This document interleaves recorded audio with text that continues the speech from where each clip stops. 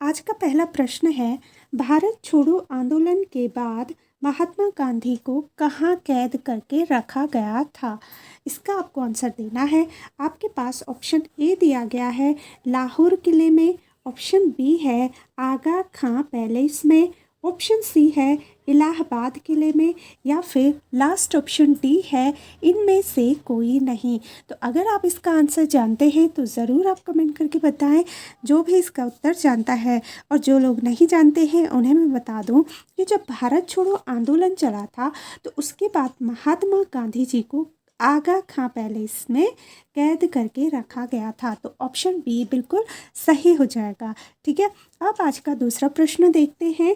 सर्वप्रथम लोक अदालत का आयोजन किस राज्य में किया गया था। आपको इसका आंसर जल्दी से बताना है। ऑप्शन ए है आपके पास गुजरात, ऑप्शन बी है केरल, ऑप्शन सी है महाराष्ट्र, या फिर लास्ट ऑप्शन डी है कर्नाटक। तो सर्वप्रथम कहाँ पे लोक अदालत का आयोजन किया गया था, किस राज्य में किया गया था, आपको राज्य का नाम बताना है। तो इसका सही आंसर है केरल। ठीक है, केरल में क्या किया गया था, लोक अदालत का आयोजन किया था सर्वप्रथम। ठीक, अब आज का हम तीसरा महत्वपूर्ण प्रश्न देखते हैं।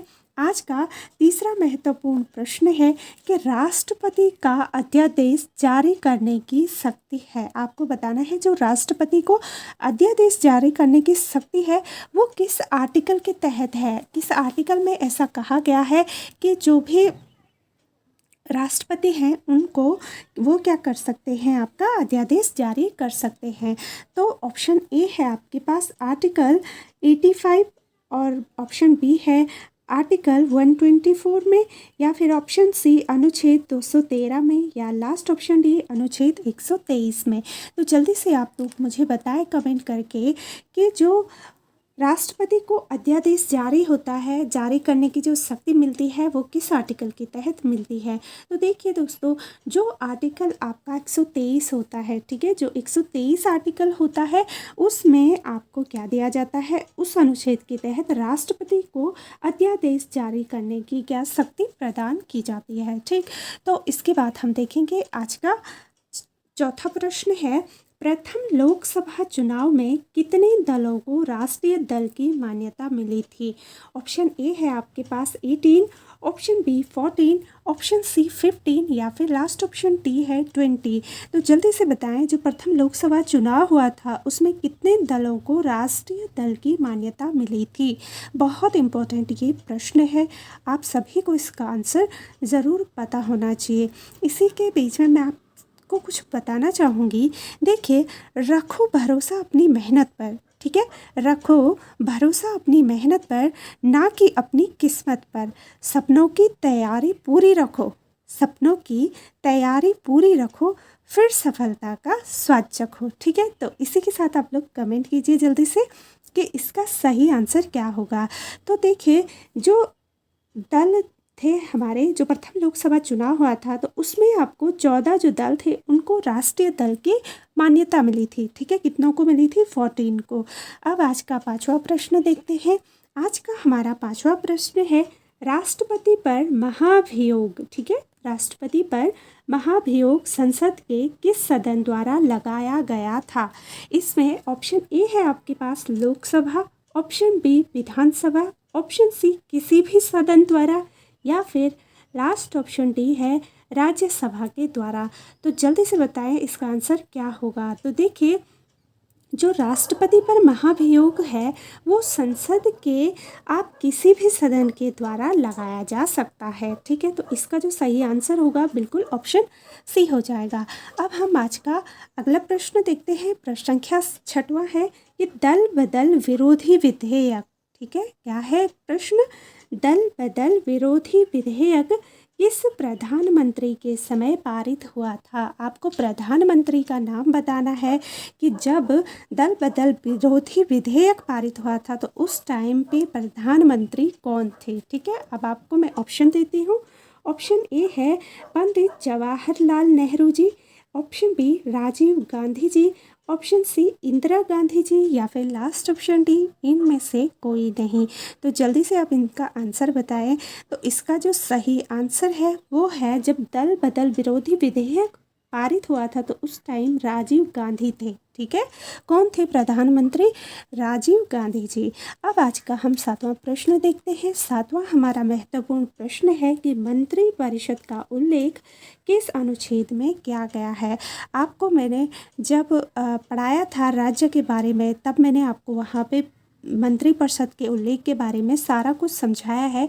अगर आपको देखना है तो जो जिला सीरीज है वहाँ पे आप प्लेलिस्ट में जाके देख सकते हैं डिटेल में। ठीक है, तो मंत्रिपरिषद का जो उल्लेख हुआ था किस में हुआ था? आर्टिकल 73 में, या फिर आर्टिकल 76 में, आर्टिकल 75 में, या फिर आर्टिकल 78 में? तो जल्दी से बताएं किस आर्टिकल में मंत्रिपरिषद का उल्लेख हुआ था। तो इसका जो सही उत्तर होगा वो होगा आपका 75 में। ठीक है, क्या होगा? 75 इसका सही उत्तर होगा। अब आज का 8वां प्रश्न देखते हैं। 8वां प्रश्न है, जलियांवाला कांड के समय कांग्रेस के अध्यक्ष कौन थे? जब जलियांवाला बाग हत्याकांड हुआ था तो उस समय कांग्रेस के अध्यक्ष कौन थे? उनका नाम आपको बताना है। ठीक, ऑप्शन ए है Mahatma Gandhi, option B Pandit Jawaharlal Nehru, option C बाल गंगाधर तिलक जी, या फिर लास्ट ऑप्शन डी है मदन मोहन मालवीय। तो कौन थे उस टाइम पे कांग्रेस के अध्यक्ष? तो इसका जो सही उत्तर है वो है आपका ऑप्शन डी, मदन मोहन मालवीय जी।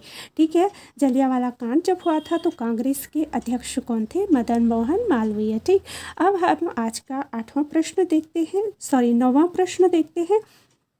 स्वर्ण सिंह समिति, क्या स्वर्ण सिंह समिति का संबंध किससे है? ठीक है, अच्छे से आप प्रश्न को समझ लीजिए। ऑप्शन ए है मौलिक कर्तव्य, ऑप्शन बी नीति निर्देशक, ऑप्शन सी मौलिक अधिकार, या लास्ट ऑप्शन डी है इनमें से कोई नहीं। तो जल्दी से बताएं स्वर्ण सिंह समिति का संबंध किससे है? तो इसका जो सही आंसर है वो क्या है आपका? मौलिक कर्तव्य। जब मैंने आपको पॉलिटी पढ़ाई थी तो वहाँ पे मैंने आपको ये चीज़ समझाई है, तो पॉलिटी वाली प्लेलिस्ट में जाके आप इसे भी देख सकते हैं।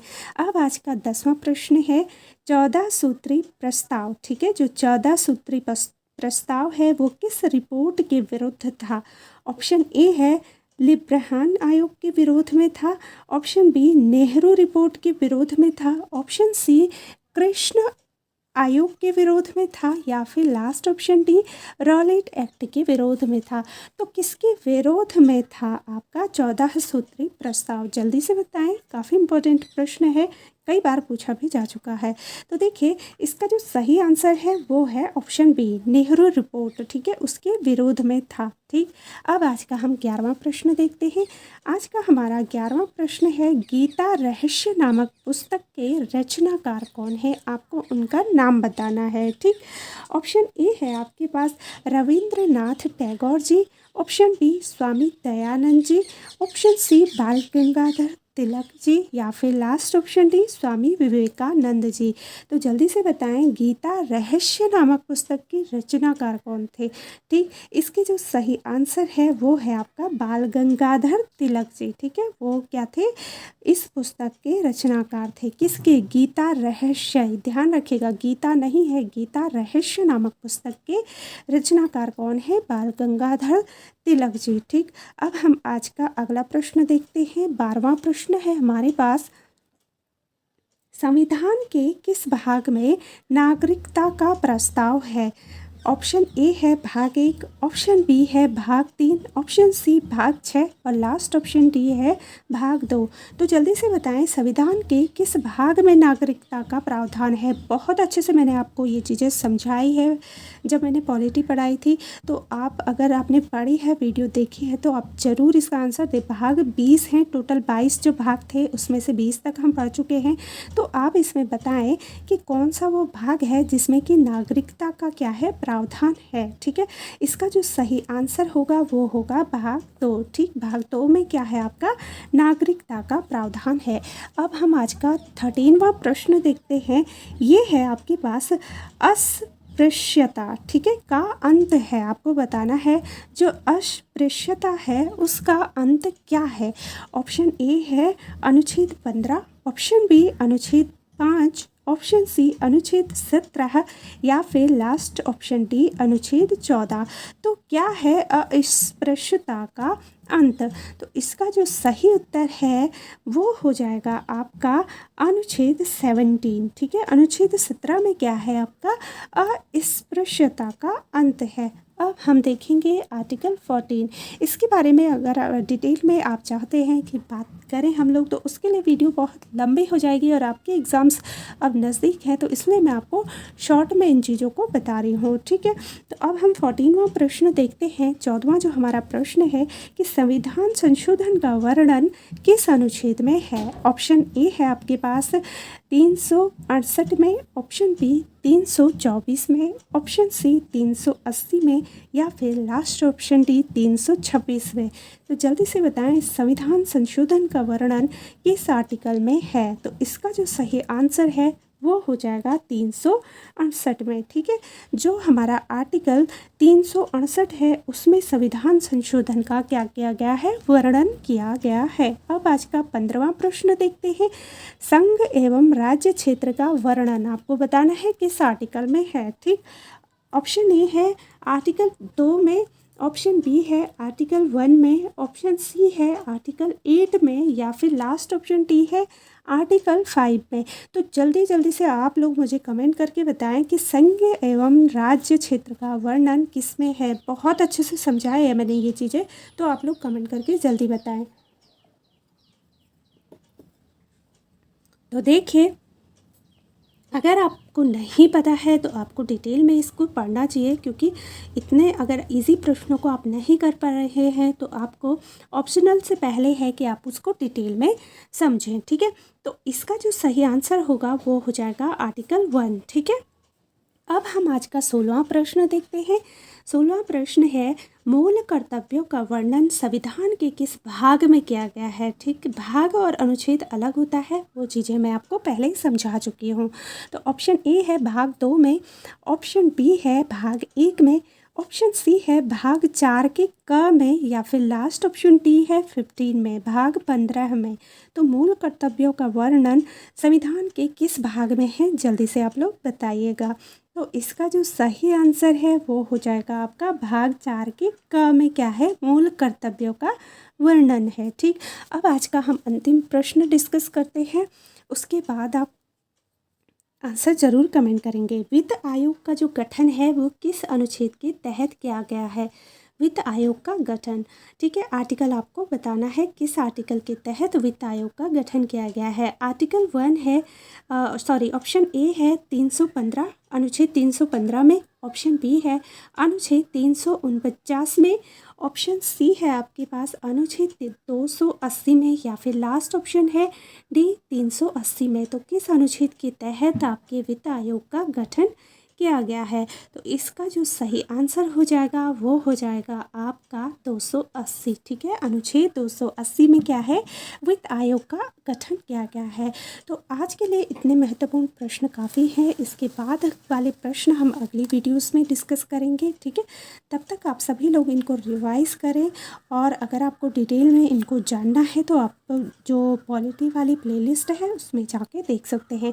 और ये प्रश्न काफ़ी इम्पोर्टेंट है, कई बार एग्ज़ाम्स में पूछे जा चुके हैं, आगे भी ज़रूर पूरी संभावना है कि इनमें से कुछ ना कुछ प्रश्न रिपीट होंगे। तो चलिए फिर, उम्मीद करती हूँ आप सभी को वीडियो प्रश्न सभी बहुत ही पसंद आए होंगे। अगर आए हो तो कमेंट करके बता दीजिएगा। तो अब मिलेंगे हम अपनी अगली वीडियोस में, तब तक आप सभी लोग अपना बहुत अच्छे से ध्यान रखिएगा। Bye and take care.